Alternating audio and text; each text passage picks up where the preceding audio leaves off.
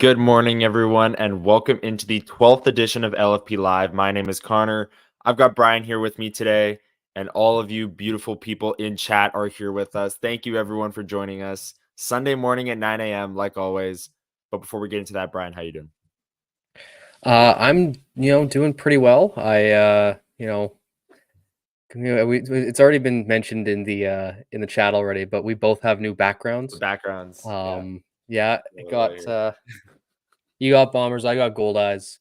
But no, I'm doing great. I got my coffee as always, so ready to Yeah. roll on today. Oh, yeah. Oh, yeah. Got the coffee. Everyone's got the coffee emojis in chat as well. Everyone's ready to go. This is basically where my season seats are for the Bombers. Like, this is exactly where that photo was taken. So that's that's literally taken from my phone, and now it's the background going forward because the Jets are done. The Jets lost in 5 games to the Colorado Avalanche. We talked about it a little bit on the latest episode, 89. If you didn't go check that out after today, go check that out. But there are still um playoff games, Brian, going on. And Yes. last night there was a big one between the Leafs and the Bruins. Did you watch that game last night? Were you able to catch like maybe overtime or obviously everyone saw what happened in the end, but did you see that game? Yeah. I didn't have a chance to watch it at all because I was at work all night, so I was monitoring it on my phone, and then my phone blew up because it was just like, "Oh my god, it happened Yeah. again." Um, Yeah. but no, It's it's just I don't know. Like there's I so don't many even know what to say. things. Yeah. No, like there's just so many Damn things Leafs. that can be said about this whole situation, and excuses can be made, that sort of thing. But regardless of the reason, they've advanced once in the last 20 years. Once. Dude. That's They're actually cursed. And like when the reports are coming out hours before the game that Joseph Woll might not play, and then it's like Austin Matthews might, but their goaltender who has like completely stolen them the last 2 games and put them in this position in the first place is hurt. And then Ilya Samsonov steps in and like he's not the reason they lost, but I I thought don't he know. like It's from what I just could tell, he played yeah, great. he did. Um, but no, and like a lot of the blame is shifting to the core. Obviously the highest paid guys. And I'm kind of gonna oppose the common belief that the core not producing is the reason they lost because like Yeah. Matthews didn't play for most of the series. Nylander, single-handedly won them that game in Toronto in Game 6. Uh, but the thing that has consistently lost them the game is similar. We've talked about this a lot about the Jets too, where they are so stuck in the idea that they have to bring in more role guys for lower in the lineup, and they can't get additional scoring outside of those top 4 guys.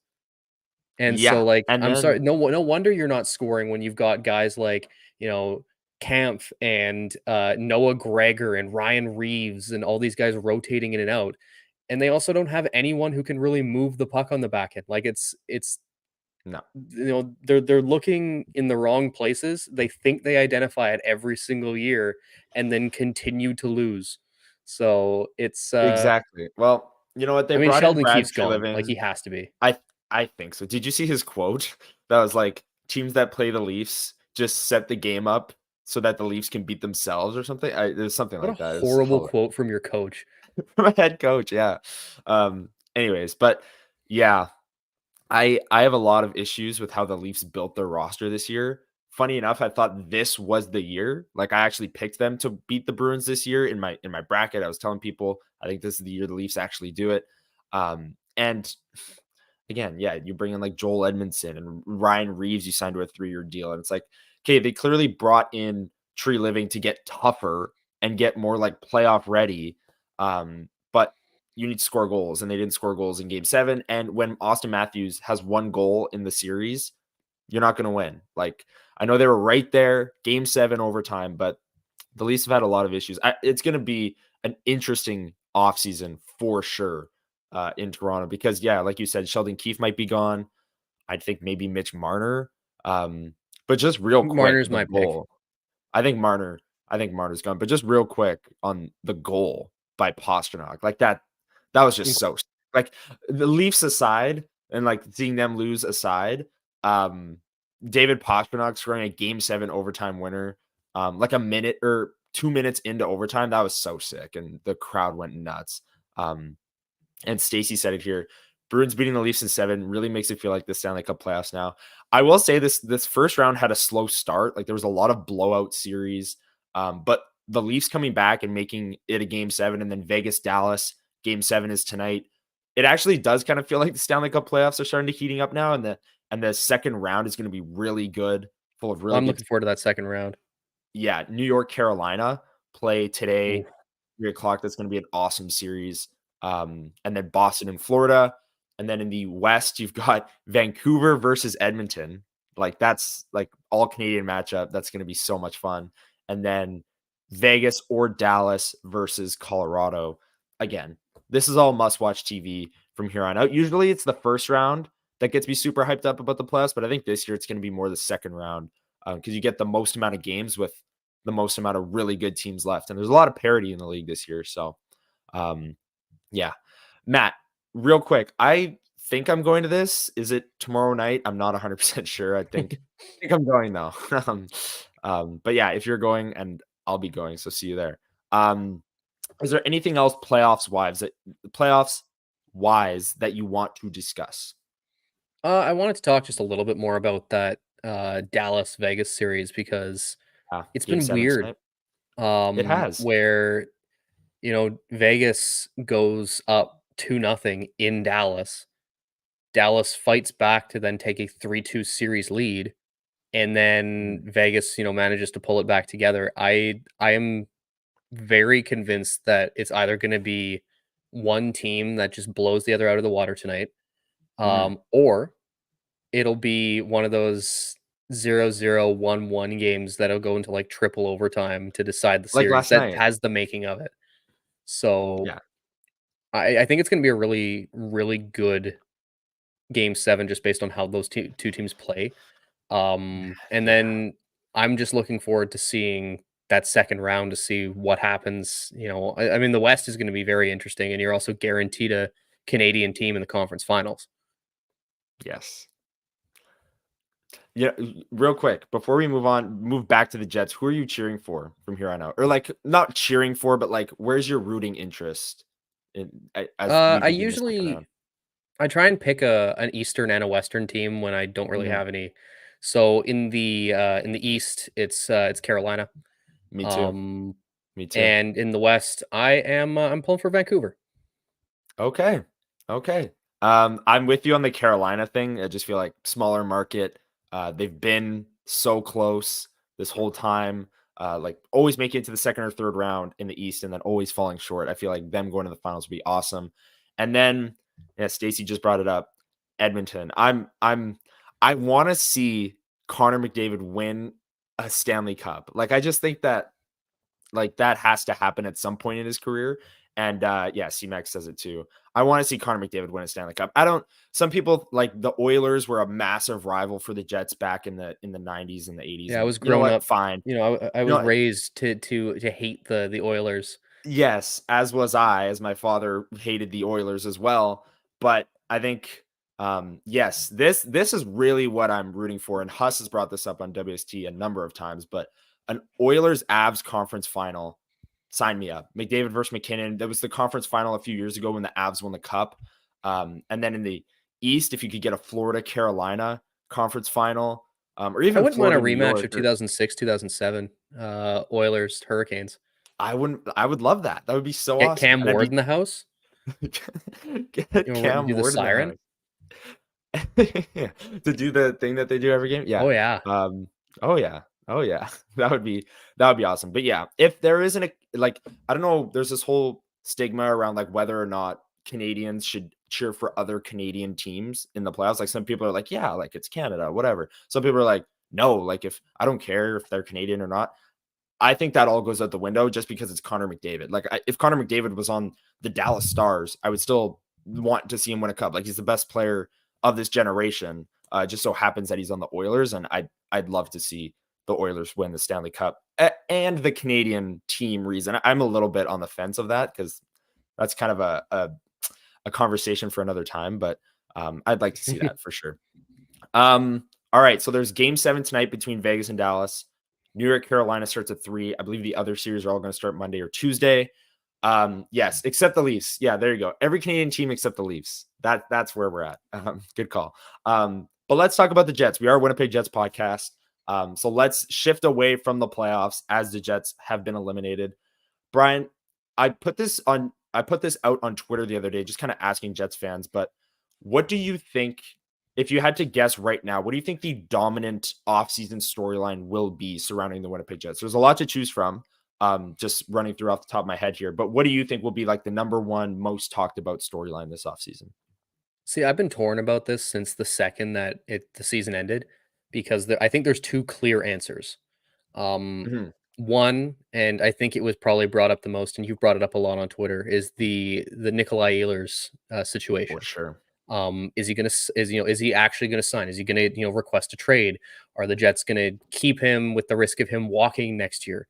That's one whole side of things. But for me, the biggest storyline is how the Jets handle their coaching situation. Yes. Um, Matt just brought I that up as well. Head I coach. don't know um, if there's going to be a situation where at least part of it is run like obviously you don't want to read too much into quotes from a guy who's still under contract for the remainder of the NHL calendar year. But there Mhm. was a lot of next year's and I'd love to come backs from Rick Bonus, and I know he's under a team option, but we have seen, there's a tendency occasionally for the loyalty, aspect to Mhm. sometimes cloud the Jets' decision making. So I think that's going to be dominant for me, is to, are the Jets willing to make that change when they really should? Yeah, and the head coaching thing, like, I don't know. I don't know if I'm alone in this thought, but the Rick Bonus presser to me was more I left like listening to that thinking more that he's not coming back than he is. I might be in the minority on that, but his whole I know what I'm gonna do, but I'm not gonna tell you because I need to talk to Chevy and Chipman first. Like, what is he? It's not up to him. It's a team option in his Maybe that's more contract. of Like, like maybe it'll be a balance between the two, where it's a do right by your guy thing by the Jets, and they maybe move him to like an advisor role. yes. Yeah, Um, totally. I could see that for Maybe sure. that was where I sort of misconstrued the whole "I'm coming back" thing. But Right, he could come back and do something else. Totally. That totally makes sense. I don't think he comes back as head coach. I if I had to guess, that's purely a guess. But I think yeah, the most likely thing is maybe he steps into an advisory role, a management role of some kind and still stays around the team because it's clear that he does want to stay around the team a little bit. Like there was a lot of next years and this team is growing, etc. in the presser. So I could see that for sure. Um, the Nikolai Ehlers situation, you brought it up. A lot of people are bringing up Ehlers and the search for a top 4 right-handed defenseman. which could be I think linked very closely. those go hand in hand. Like if Nikolai Ehlers wants to stay here in Winnipeg and wants to sign long term, then they've got to find a top 4 right-handed defenseman somehow somewhere else. I think like purely a guess from like what is it? May 5th. The offseason hasn't even really begun yet.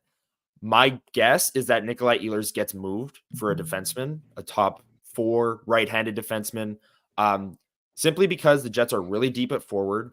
Nikolai Ehlers might not want to resign here. And you have a ton of young forwards that you've drafted in the last 3-4 years that are kind of ready or like almost ready to make the NHL jump. Like Rutger McGroarty, not this upcoming season, but next season. Brad Lambert, maybe as early as this year, if there's an injury and he gets called up super quick or he wows in training camp. Chaz Lucius, if he stays healthy for the first half of the year with the Moose, and then you want to see him in NHL action. Like there's a lot of guys, Nikita Chibrikov, who scored in his first ever NHL game. There's a lot of young forward talent that you've drafted in the first 2 rounds over the past 4 years. And I think that they'll take that kind of they still have Scheifele and Connor under contract for Connor 2 more years, I believe, and Scheifele like 8 more years now. But it's that for me is going to be the biggest storyline is how do they find a top pairing right-handed defenseman and do they use Nikolai Ehlers to do it? I think they do. If I had to bet my money one way or the other, I think Nikolai Ehlers gets traded this offseason. I don't know where you sit on that, just as a hunch for where Nikolai Ehlers ends up. Yeah, I mean, you're gonna see like there's gonna be teams in a different situation here where they are deep on the back end and thin it forward, where it's the complete Mhm. opposite of where the Jets have, fallen in the, recent years. And I think that as much as I think it's going to hurt the Jets to fill Ehlers' production, um, it just doesn't seem like there's a fit here long term anymore with how things have gone, and especially with Mhm. how he was, uh, you know, it was very like overly non-committal in his presser.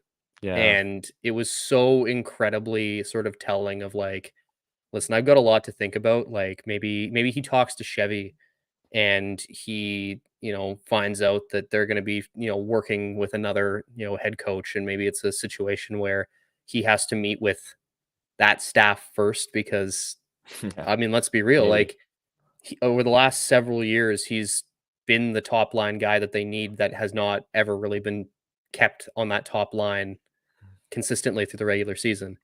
Yeah. And he's just kind of been bumped around, been the sort of trademark, we're going to sit him late in games sort of thing. So I think there's a relationship damaging aspect to this that I'm assuming that's going to be a huge issue, with his camp. And I mean, if you don't see a fit long term here, I think that there's a need for the Jets that can be filled, but it would be a huge loss to that forward core if you don't have Nikolai Ehlers long term here. For sure. And I don't know what his value would be on the open market. Maybe like 8x8 if the Jets were offering that, like $8 million, $7 million. And again, a lot of people will point to the fact that he doesn't perform in the playoffs and things of that nature. And yes, that is a concern. Like he, along with the rest of the team in this 5-game series that just happened, needed to be a lot better. Maybe you could talk about Josh Morrissey and Kyle Connor, and that's really it for players that you were kind of sitting back and happy with their performance through the 5 games. Nikolai Ehlers was not one of those players. He did not have a good playoff run. That might have hurt his value as he is not a pending UFA, but a year away from it. The Jets can offer him a extension. What is it, July 1st, I believe, Yep. um, that he is extension eligible. So there will be talks there. And then if they're far apart on a number, or Nikolai Ehlers, like you said, has been demoted many times, is just simply not want to resign, then the Jets will likely look to move him because you can't really keep him as a pending UFA. That's not a deal you make at the deadline. You don't trade a top 6 winger in the middle of his prime at the deadline. You trade that guy in the offseason and get as much back from it as you can. And there's a lot of things that go into that. And uh, real quick, I do want to mention this actually. If Bonus leaves, Scott O'Neill would be the coach. I do think that if Bonus doesn't come back, they'll just throw Arneal in there. I don't know what you think. You think It they'll seems bring him in? most Yeah. likely, but it also wouldn't shock me if they've had someone on their radar outside of Arneal that they would at least, consider. But Mhm. it still seems like the most likely option is the Arneal immediately slide over on the bench situation. Totally, totally. I agree. I know we're jumping all over the place here, but another offseason topic that we didn't bring up is what Adam S just brought up here. DeMello, Monahan, and Dylan have all expressed wanting to stay. Can we afford all three? All three of them are pending UFAs. DeMello's 31 years old, Monahan is 29 or 30, and Dylan is 33. Toffoli is not coming back. It's like Nope, his his uh absolutely not. his end of season presser, like he didn't say that he's not coming back, but he said it. Like he was like, "Yeah, I'm really excited to see the market, see what's out there for me or something." And all three of these guys were like, "Yeah, I love Winnipeg. I want to come back." Well, not I want to come back specifically, but they said like this is home. They'd love to come back. I mean, Things like of that nature. Brennan Dillon was like visibly frustrated when he was talking about the Not getting fact a that contract yet. he hasn't Yeah. had any, contact really with the Jets camp yet. So Mhm. like clearly he's passionate about it, and I know he would obviously love to come back. It's just it's tough to project because there's also situations where I Totally. could view at least one of the, albatross contracts they have on the back end being move with a draft pick or something, Yes.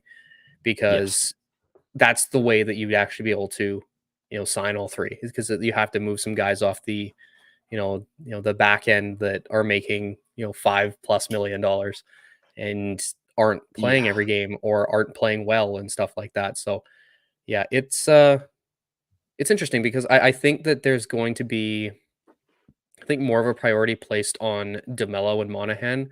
Obviously, they love Brendan Dillon in the role he plays, but uh, Dylan DeMello has been the top pair guy with Morrissey for the better part of the last 2 years. Hmm. Sean Monahan is the second line center. The only thing is now that I've been thinking about this a lot recently. We know that Monahan wants term, and I've also really come to terms with the fact that it may not be this next year. Hmm. Which, before I go on, yes, if Brendan Moore comes to market, I would Yeah. be I think very happy that with that. situation, yeah, I think that situation resolved itself. I think he's gonna stay, but keep going. Yeah.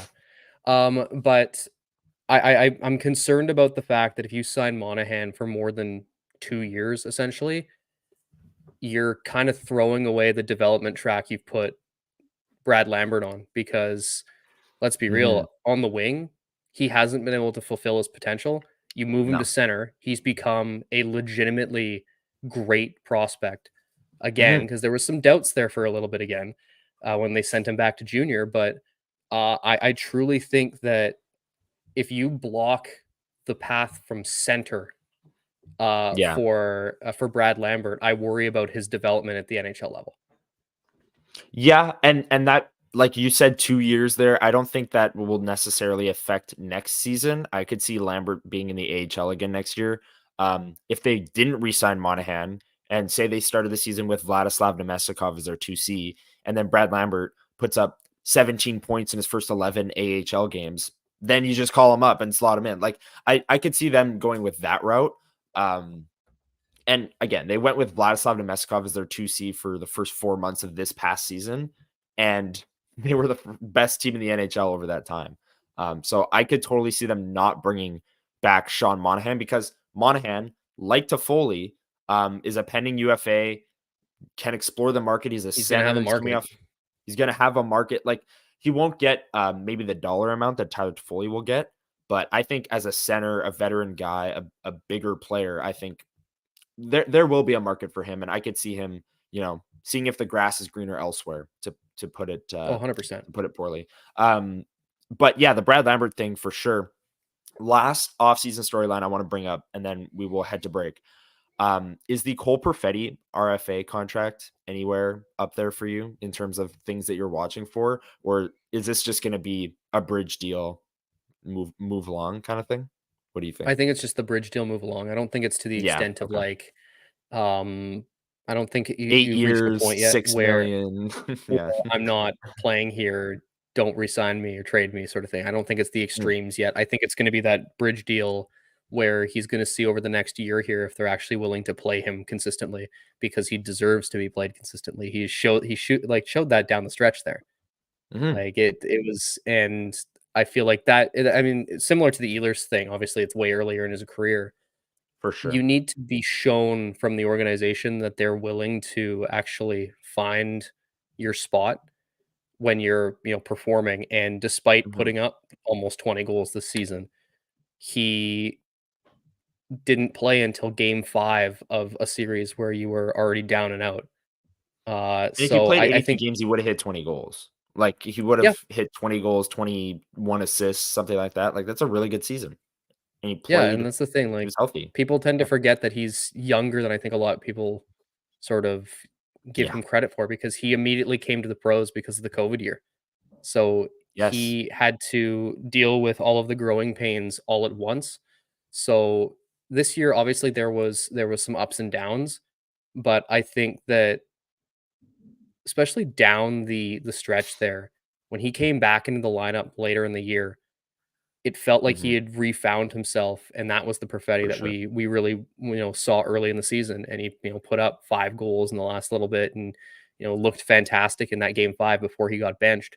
Um, Right. But yeah, so I think it'll be a bridge deal that honestly, obviously it's a show me deal for the player. I think it's a show me deal from the Totally. Perfetti camp of like the organization being like, do you actually care to watch me develop? Totally. Totally. And I think you brought up a great point there. The fact that he was a great player in the top 6 the entire time for what the first 3-4 months of the season. Then he clearly hit the wall. Young player. Rick Bowness talked about it a ton. Like he's a player who hadn't played a full season in his career yet. He had always been hurt, which was another issue. But hey, he got through this season fully healthy, and that was an issue. And he clearly hit the wall. He was clearly just gassed as a young player playing top 6 minutes every night or middle 6 minutes every night, let's say. Um, but when they gave him like a week or two off there, sat him for 4 or 5 games. Then Tyler Toffoli got sick, and then he stepped right back in the top 6 again in that game against LA. And yeah, you're 100% right. He was rejuvenated. He had 2 goals and an assist in that game. He had the game winner.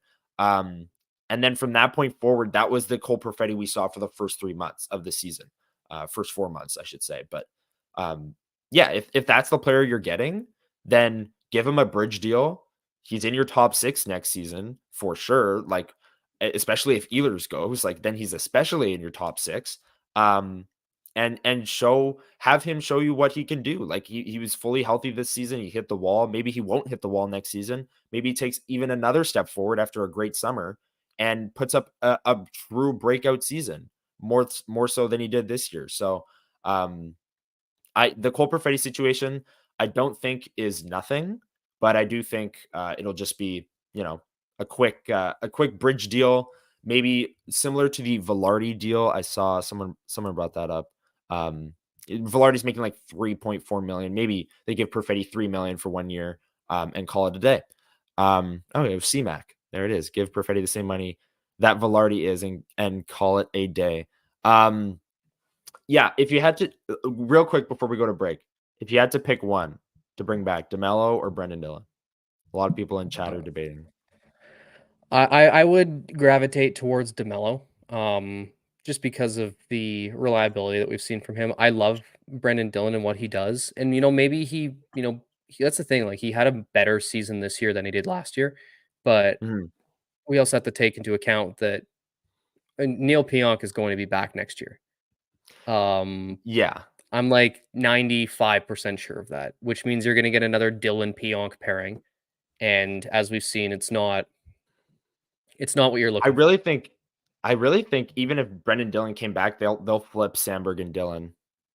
I think if they Yeah. bring Dillon back, it'll be to be on the third pair with a Ville Yeah. Heinola or something. Yeah, I I don't know, think so. but I feel like obviously I think someone mentioned it, I don't know who it was, but Brendan Dillon with the style that he plays, very hard-nosed, simple, more than likely you can find a guy who plays that game if you want that as well. Yeah, And, maybe Brendan Dillon takes a little less, because, he's been very clear that he likes to, be in Winnipeg, and he yeah, was frustrated that he hadn't heard anything. So, like, if you're frustrated that you have not been contacted by this management group. Clearly, you're actually, passionate about the city that you're playing in. So I think that there's an avenue there where I think you can sign both if they're, because that's the thing. Neither are flashy players. Like they're right. just kind of they're that solid, guy that maybe you can find a decent value for both of them. But I think I would lean on probably Demelo coming back. Yeah. I do think for both of these players, if the plan is to bring them back, what you have to do is lessen their role next season. Like Dylan DeMello has been a great top pairing guy for Josh Morrissey. You can kind of get away with it in the regular season in a way, but in the playoffs, there's clearly not enough. The best defensive team in the league who won the Jennings Trophy got picked apart for 5 straight games by the Colorado Avalanche. So I think if you were trading for a top 4 right-handed defenseman, that player would theoretically fill in with Josh Morrissey. You could slide DeMello down to the second pair with Dylan Sandberg as a true shutdown pairing. What the Jets have been trying to do with Dylan and Pionk for the past 3 years, but it just hasn't really worked, or 2 seasons, I guess. Dylan's been here. And if Brendan Dillon comes back, I think he should be a third pairing guy as well, maybe with a Ville Heinola, a good puck mover, and that would be a great third pairing, very similar And to the Dylan and Sandberg. Heinola have looked really good together. They have, yeah. Yeah, Dylan's hand is not an issue. He said the stitches are actually coming out tomorrow. And he said there was no tissue damage, no structural damage. So his hand should be okay, which is really good news because that was scary. But let's take a break. You're gonna hear a word from DraftKings. Stick around with us, and when we come back, we're gonna rapid fire some season award picks, like some MVP, most improved player, things like that. And then, as always, take questions from you, the fans. So stick around after this word from DraftKings. The chase for the Stanley Cup is on, and if you're looking to light the lamp, nothing beats DraftKings Sportsbook, an official sports betting partner of the NHL. From the start of playoff beards all the way till hoisting the cup, DraftKings Sportsbook has you covered with same-game parlays, live betting, odds boosts, and so much more. Download the DraftKings Sportsbook app now and use code THPN. New customers can bet $5 and get $200 in bonus bets instantly. That's code THPN only on DraftKings. The crown is yours. Gambling problem? Call 1-800-GAMBLER or visit www.1800gambler.net. In New York, call 877-8-HOPE-NY or text HOPE-NY. In Connecticut, help is available for problem gambling. Call 888-789-777 or visit ccpg.org. Please play responsibly. On behalf of Boot Hill Casino and Resort in Kansas, licensee partner Golden Nugget, Lake Charles. 21 plus, age varies by jurisdiction, void in Ontario. Bonus bets expire 168 hours after issuance. See dkng.com/hockey for eligibility and deposit restrictions, terms, and responsible gaming resources. Copyright NHL 2024, all rights reserved. And welcome back into the 12th edition of LFP Live. Connor and Brian are here with you on this beautiful Sunday. It's going to be a great day. I'm actually playing my first round of golf this afternoon of the season. Not ever.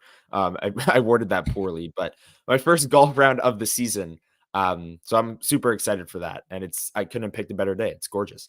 But Brian, we're talking about golf, so it's only right that we wrap the season that was. The Jets weren't the team that hoisted the Stanley Cup as the playoffs were still continuing. And we did this a few weeks ago when it was just the regular season before the playoffs.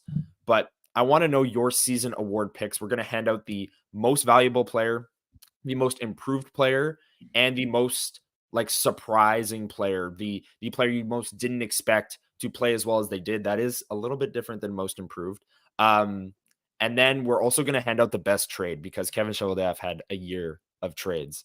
So those are, if while we go, drop yours in the comments below. Let's start with the MVP. I think we're both going to be pretty aligned on this. There's one guy that's going to take home a lot of hardware, but who's your MVP for the Jets for the 2023-24 season? And if you're here with us, drop a comment below. Who's your MVP? I know that it's tainted some views of sort of how that season went, but I am not about to hand out the MVP to anyone other than Connor Hellebuck, those 5 games Agreed. aside.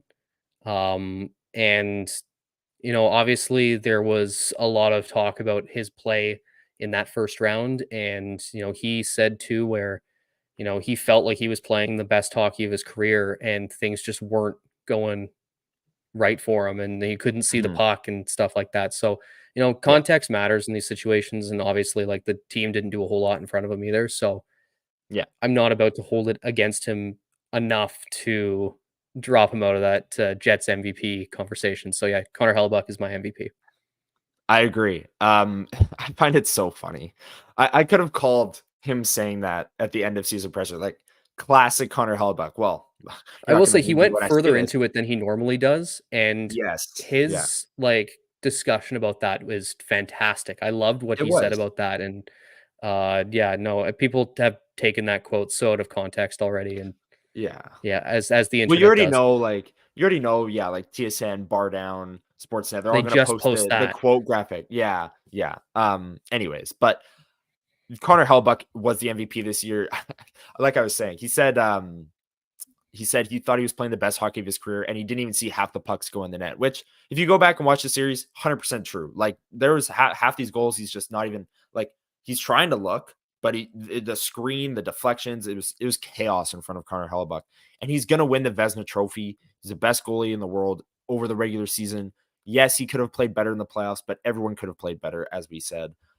So Connor Hellebuck is my MVP. Josh Morrissey's right there, though, because he had a better season this year than he did last year. The points weren't there because the power play wasn't as good, but he was much better defensively this year in his all-around game, and the offense carried over at 5-on-5. So big, yes, big hat tip to Josh Morrissey as well, as he was right there for the MVP.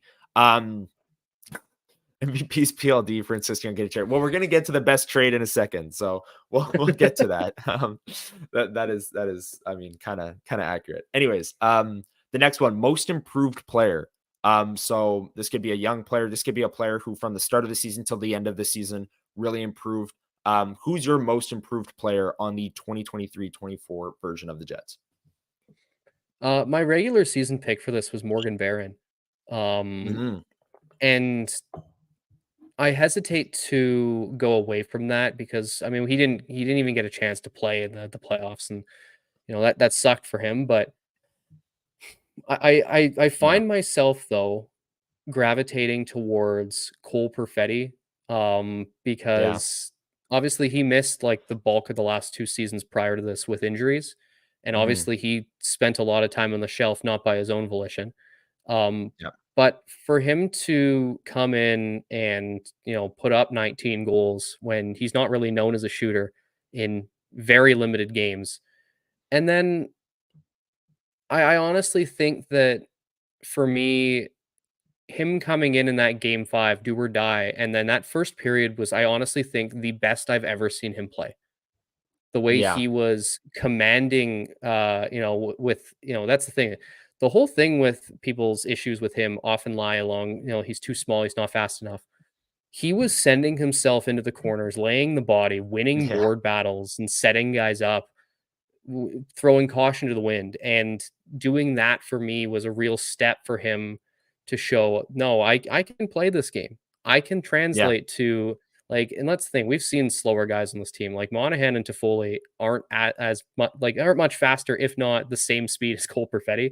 So like the speed thing, I don't know, but well, that's interesting. Someone's bringing up, yeah, we got CMAC here bringing up some Moose talk too. And I think we have to give Thomas Milic some flowers as well, stepping in. Yes. Just signed his contract Yeah, too. for the Entry level yeah, deal. exactly. So, Yeah. no, but I'm curious to hear who your pick is. For most improved player, I'm also Yeah, gonna go with Cole Perfetti. Morgan Barron is up there for me. Like you said, 11 goals. Um, we've seen I some Vlad Nemesnikovs in the chat here. I am seeing some Vlad Mesikovs who, like, it's weird to say a player that deep into his career is the most improved, but he had a career year. Like, let's be honest. I think I don't know if I want to save this player for most surprising. I'm not. He's kind of a breakout or kind of most improved player, but Gabriel Velarde for me as well. He was hurt a lot this year, which has been a concern. Again, some of them were fluky, like what he it was a enlarged spleen was the last injury. He like what are we even doing here? The first one was he got slew footed in the corner and his MCL kind of like it was sprained, I believe, and he missed 6 weeks. Like when he was in the lineup, the power play was actually like usable and scored goals, and that in itself should put him up there with the rest of this team because he was unbelievable at the side of the net on the power play. He played on the top line for the majority of the year. He was a part of the Jets' best line with Ehlers and Scheifele.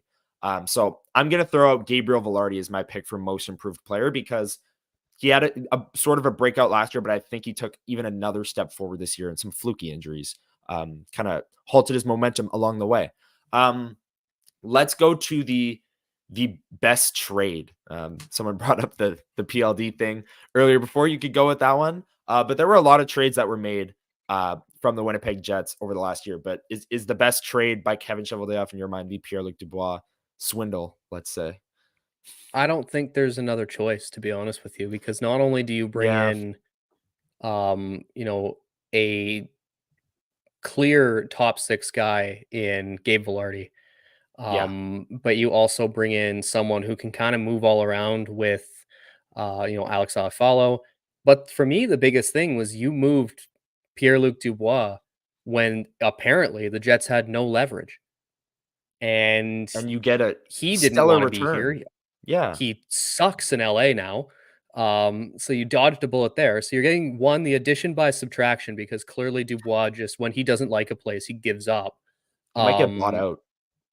He might get bought Honestly, that out would be the by LA. Like funniest thing that could ever happen. there is genuine buyout talk because if they buy him out before July 1st or something, then you only buy out a third of the contract, not two-thirds of the contract. I believe, like, I don't know. I read an Yeah, article about how the buyout financially actually makes sense for them if they do it like now. It might happen. Like, it's so imagine funny. he signs back in Winnipeg and it's like the trade, like Oh, just they just got every player. I don't think Jets fans would want him back, but yes, continue. no, I mean, that's the thing with me where I feel like, everything that trade brought and also subtracted is it's hard to choose Right. anything other than that. Yeah, Adam bringing it up here. It is before his 26th birthday that that switch happens because players over 26 you got to buy out. Yeah, yeah, under 26. Thank you. Yeah, the chat, good chat. The chat is here helping us out here on a Sunday morning. We really appreciate it. Where would we be? Where else would we be than talking about the Winnipeg Jets? Sunday Sunday morning 9 a.m. We're here every Sunday. If you're here with us, hit the like button, hit the subscribe button. Um, we're cutting an episode. We usually drop 3 episodes a week, including the LFP lives. Now we're going to go down to just the LFP live and 1 episode a week because there's less to talk about and summer sports are picking up. So less content, but we're always here Sunday morning. The last one, Brian, we'll do it real quick because we got to get to questions and then be out of here by 10 o'clock. Which, before we get into this, start dropping your questions in the chat, Yes. so we can get to those right away. Because yeah, we gotta get out of here right at 10 today. So we're gonna try and get to as many of you as possible. But yes, continue. The last rapid fire one that we want to do is the most surprising player. So the player that shocked you the most on the value that they provided to the Jets this season, one that you didn't expect going into the year. I have 2 pretty good picks in my mind, so I'm just going to take whichever one you don't say. But go ahead. For me, it's Vlad Namestnikov. Yeah. I didn't, in my wildest dreams, foresee him playing such a massive role on this team this year.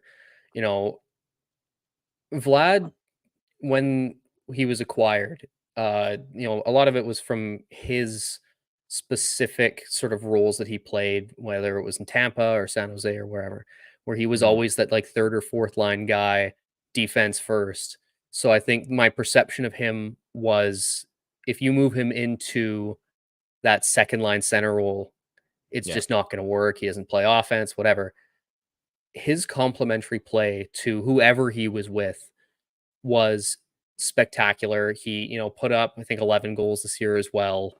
Yeah. Um, and I truly think that without him, there's so many questions that this organization has that I don't know if they have as good of a season if they don't have someone as versatile as him, where he was so willing. That's the thing. Not only was he good in those roles, he was so willing to move around when they brought in, like, that's the thing. They brought in Monahan and immediately it relegated him to the fourth line immediately. And he was Yeah. totally okay with that. And it's just Yeah. like, for me, that is fantastic. And, yeah, it surprised me in the best way possible. Yeah, and we're hoping for a bit of an update on him because, as you know, he had that scary moment where he took a puck to the face, fractured his cheekbone. Rick Bowness said he was nauseous because he wasn't really eating like the couple days after. So, um, I think Vladimir Meskov is my choice as well.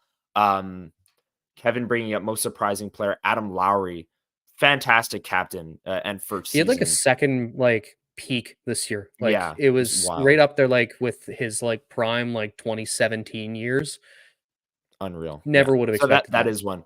That is one for sure as well. I did not expect Adam Lowry to have that good of a season. And he was playing through a fractured hand down the stretch too, he said or it was either Of him or course. Rick Bowness said. Yeah, he's playing through something because of course he's Adam Lowry. Most surprising for me, and you said it when we did it at the end of the regular season, but it's Laurent Brossoit. I did not expect him to come in and have like a near 930 save percentage as the Jets backup. And he's a huge reason why they won the Jennings Trophy. It's a shame that he can't get his name on it because he didn't play enough games. It's also wild that he didn't play enough games given how good of a season he had. But nonetheless, him coming in on a super cheap deal to be Hellebuck's backup and providing a ton of value a near 930 save percentages. I did not expect that whatsoever. But Nemestikov is a really good pick because as the second line center for months, this team was first in the NHL, and they really stayed afloat with him as that second line center, like you said. Let's get to the questions. That the chat is flooding with questions. We really appreciate it. We're gonna have to rapid fire them because there's so many. Yeah. So let's do it. Does Milic become Hellebuck's backup next season? I don't think next season. Maybe the year Year after, if, after. if he has another good year with the Moose. Yeah, you're with that too. Yeah, year Yeah. after. Okay. Logan Stanley, pending RFA. Any predictions on what happens there? I think they do bring him back on maybe a 1-year cheap deal. What do you think?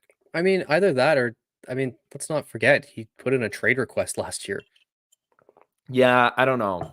I think Because like that's that's like I gone don't I now. don't know where that whole situation's at, but Yeah. yeah, I mean it seems more likely than not that he comes back. I just don't know if he as a player is ready for any more of a bigger look than he was in the third pairing, like the 6, Yeah. 7 guy.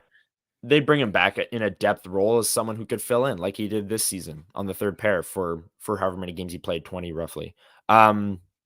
Are the Jets going to move on from Chevy? I don't think so. I don't think Chevy's No. at fault for really what happened here. Um, Could he have brought in maybe a defenseman instead of Tyler Toffoli? That's a conversation for another time. But at the time, we all thought Toffoli was the perfect move, um, and it just didn't turn out that way. Did the Jets bring back Eric Comrie as a cheap option for backup goalie? Brian, is that? I think they do go cheap at backup goalie. Just as a quick, I do Yeah. think they paid 1.7 million for Brossoit. I don't think they do that next year. They'll be up against the cap. But what do you think? Comrie No, coming back? it seems unlikely that Comrie comes back because he's been rough since he's left, Yeah, and they clearly they didn't even really trust him enough when he was here. yeah, Because if we recall correctly, he was like 1 or 2 games short from being like extension eligible, and they refused to play him that right, extra like right. couple games. So it seems unlike I haven't looked at the goalie market yet, but there's going to be some guys who are coming in a million or below. That seems like the path that they're going to take. Agreed. Yeah. Do you think the organization has high regard for Pyonk's defensive abilities? I think that they are aware that he struggled this season.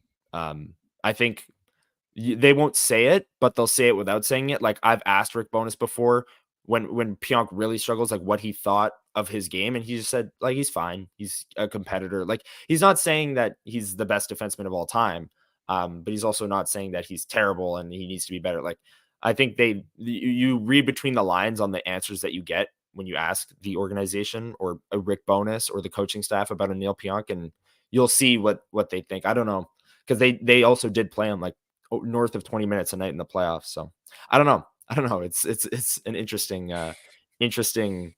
thing to balance there. Mills should play 40 games. Yes, I agree. Should play Yeah. 40 games with the Moose next season. Any chance they can keep Brossoit if they move off of some money like Aya follows $4 million contract, Nate Schmitz. There's a chance, but I think Laurent Brossoit has earned the right to test the market and go be a starter elsewhere. What do you get for Ehlers on a trade player pick? We talked about this Both. earlier. Yeah, maybe both. I think most likely is you get a top 4 defenseman in return. You don't trade a 28-year-old winger, top 6 winger in the middle of his prime if you don't get an immediate impact player back. I can't see them going for just a first round pick, but maybe they do. Do the Jets find a way to trade I following his $4 million contract? Brian, do you think that I think it's that's on a the radar. possibility? Yeah, for sure. Yeah. This one, maybe if Maybe they bring third in a top. pairing. Yes. Maybe third I pair, actually, because if they wouldn't. bring in a top 4 right-handed defenseman with the Ehlers deal and bring back DeMello, I think that's your top 4 right-handed and then Pionk's on the third pair. Do you think that that's possible? Yeah. Yeah. Yeah, Yeah, no, I feel like that's probably the way to that's a thing where there's a lot of Neil Pionk talk here. there is. He's been fairly rough for probably like that's the thing. He's had a rough season, but like let's not act like he was that much better in the last couple. He had that one really good year in the bubble against the Canadian Mhm, division, and then since mhm. then it's been a steady decline. And so if you Yeah, can limit his minutes, that's better. And let's be real. Like if there's a way that you can move off his contract and move him somewhere else, that would be I think the best mutually beneficial option because he'd and probably still this play higher up. But yeah, I and just this doesn't and seem this like sorry to cut you off, but this is something like you do have to take into account. Like Neil Pionk struggled this season, and he's probably struggling mentally in a big way because of Yeah, the Adam Johnson situation. So um, you got to keep an open mind, and he's got 1 year left on his deal. Maybe they do move him down to a third pairing role, and he kills it in a third pairing role. And him and Brendan Dillon, who maybe comes back, or Ville Heinola, play well. You never know. That is a possibility. Um, Adam Douglas, can we finally move towards youth? Lambert, Salamonson, Chibrikov, Rutger after a season is done. Lambert, maybe Ville. Ville's definitely in the Jets lineup next season, either in a depth role or actually in the top six. But yeah, I think there is going to be a youth movement here. Maybe not next year, but the year over the after when next couple of Rutger's years. in, Salamonson will be in there. Yeah. I think there will be a youth movement coming up here. Let me find another question. We're running out of time here, but Mhm. yeah, look at Mark Sports Video. Subscribed. Be There we like Mark go. Sports Video. Thank you very much. Hit the subscribe button if you're here with us. We really appreciate it. I'm trying to find another question, Brian.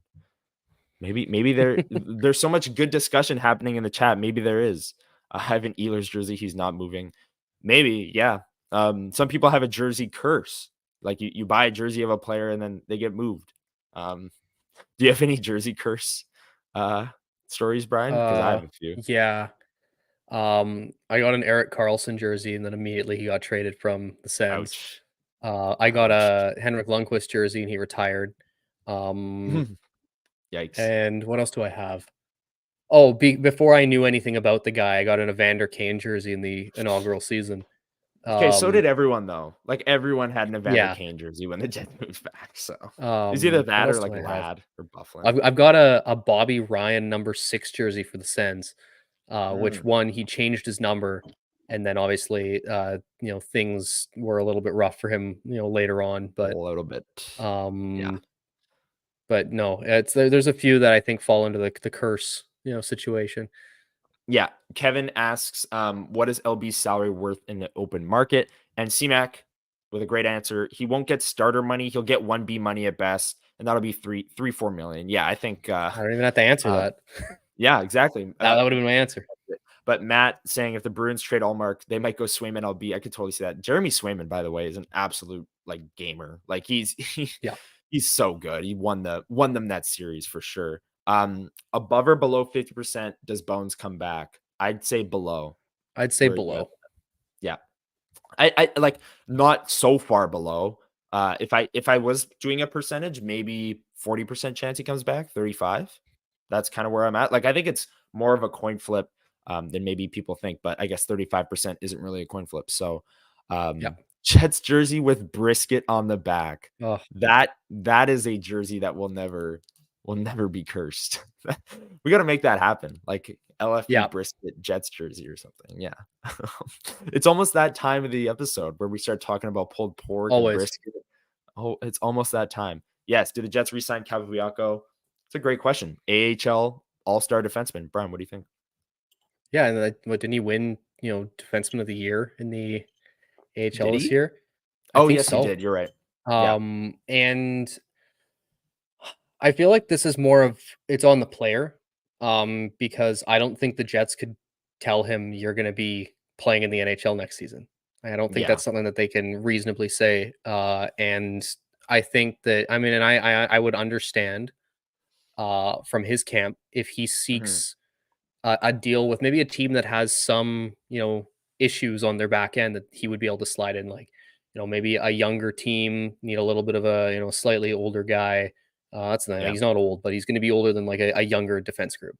But I truly think that it's going to be mainly on Capobianco as to whether or not it's something he would consider. I agree. I did double check it. He was named the AHL's most outstanding defenseman for last season. Yeah, Great year. Um, just real quick, there's just a few more here. Choice opinion Ehlers for Chikrin rumors. I think Chikrin fits the bill on a player that will play in the top four as a puck mover, uh, and could maybe not with Josh Morrissey, but could take some minutes away.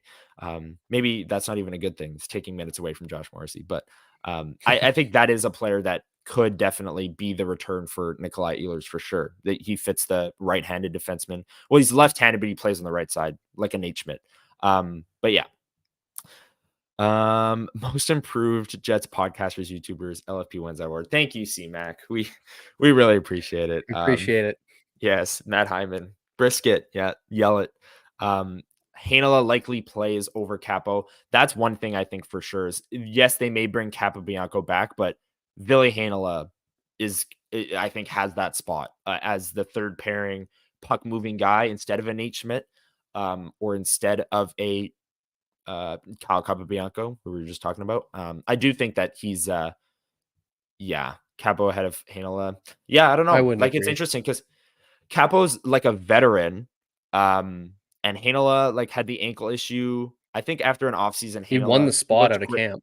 He did. Rick Bowness did say that. And I do think that with a full summer to get healthy off of that ankle injury, I think we'll see the same Ville Heinola next season. And that's another big storyline. I mean, Ville Heinola, always a big storyline here in Winnipeg, and him being up with the NHL team or down with the AHL team, but that's another big storyline this season as well. Brian, the clock has hit 10 a.m. It is time to skedaddle. We got a lot to do on this Sunday. I got to go golf, not for a I couple gotta go to hours still, work. but you got to go to work. You So we got to get out of slacker. here. Yeah, exactly. No, but thank you everyone for joining us. We really appreciate it. On the way out, hit the like button, hit the subscribe button. We'll be back here next Sunday, 9 a.m. We'll be doing these lives all summer long. Yeah, thank you so much. People so kind with the comments recently, especially with the year ending and the congratulations. So we really appreciate it. Thank you so much. Brian, any words on the way out? Just that's the thing. Like, it's really our send off in terms of our, you know, revamped coverage for the season. So, as Yeah. always, thank you all for listening and taking the time out of your days to actually come and watch our lives and everything. So, um, it means a lot to us. I know, but yeah, no, as always, we appreciate it, and we might not be publishing as much as of late, but we'll still be hanging around, talking hockey, talking baseball, talking basketball, talking football. Talking about the blue and gold, baby. I can't wait. It's gonna be so much fun. But no, I still can't stick believe around they for all brought that. back. Yes, I still can't believe they brought back Oliveira and Schoen. It's like Scheifele and Hellebuck all over Yeah, again. It's like, wow. But yeah, it's so excited for the summer sports. The Sea Bears are going to be so good this year. We've got to get Elliot back on to talk about that, because that is his expertise for he's sure. in Florida. Um, who is in Florida? Yes, we forgot to mention that off the top of the show. But yeah, I'm golfing today. First topic next week is, how do you shoot? No, it's my first round of the 26 year. over We're not. par. It's my first round of the year. We are not talking about my score. We are not. I'm not keeping score. We're not talking about my score. It's basically how many golf balls do I lose in the woods. That's going to dictate my round. But Yep. yes, go Bombers. Thank you. Big blue and gold brisket coming up for sure. Let's get out of here. Thank you everyone for listening to the 12th edition of LFP Live. We will see you for episode 90 this week, and then the 13th edition of LFP Live, the Timu Solani edition, next week. So stick around for that. Thank you everyone for listening, and have a great Sunday. Thanks for joining us.